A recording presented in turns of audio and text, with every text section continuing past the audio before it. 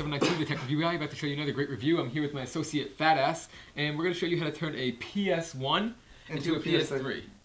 Okay, now my associate Fat Ass is going to show you the first step. The first step is you have to walk over to your ps1, pick it up, make sure it has all its parts.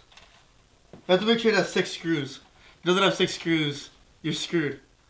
So you want to hit open and then close it. Do that about 3 times. And then look, you gotta make sure there's one sticker and then one sticker half off. And it has to cut through a little and have a little piece of the sticker right there. Do you see that, guys? You fucking better see that. Then you hit the reset button approximately 12 times. Then you make it do a kickflip. And then you gotta make sure it says Sony PlayStation. If it says Panasonic PlayStation, you have the wrong system. I believe Max has some information to tell you. Yes, I do. You see I'm holding the PS1. It's beautiful. So you're going to want to walk over. Make sure you have this kind of keyboard or it won't work. The PS1 reacts to a specific C note, approximately right here on the keyboard.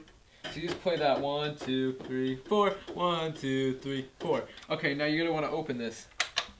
Press so it's open. Now, make sure you never touch the lens. Yeah, tell them about the lens. The lens is what reads the disc. And if you want to play Tony Hawk's Pro Skater 3, you can't touch that. Otherwise, you can't get no gravity and do double backflips. Okay, now you're going to want to close that. Now you're going to want to take a huge knife and just stab into it and cut almost like a little hole for it to get air. And you got to make sure that it gets a lot of air, Because this thing needs to breathe. Yeah, it's basically a human being in this process. It's grown up from the baby stage, and now it's going on to be a kid, and soon on the way to a teenager, which is going to be the PS3. And then an adult, which is going to be the PS4, but we don't have that yet. Okay. See, what you want to do is take your PS1 controller and put it in the console like that. Okay, now you're going to want to hit a bunch of random buttons. It's a very complicated process. So They're not very random. No, they're not very. It's very specific. That's why, I mean, it's random to you right now, but it will be very specific. Now you're going to go, okay, so you're going to hit R2, R2, L2, L2. Now you're going to want to make a little song out of this, almost like your ABCs, so you know what you're doing. So you get a memory game? Yeah, you just want to go X, square, triangle, O, R2, L2, R2, L2, X, triangle, blah, blah, and you just want to do that a bunch of times, and you're going to pretend like it has an Xbox thumbstick and just spin this X around so it gets in there nice and mixed. You want to mix up the buttons. Mix up the ingredients, folks. That's what it's all about for this process.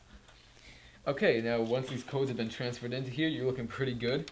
PS1's in great condition, and it looks like it's working out well. You think it's going to turn into a PS3? I think it is. I think we did it right. I think we did knuckle touch.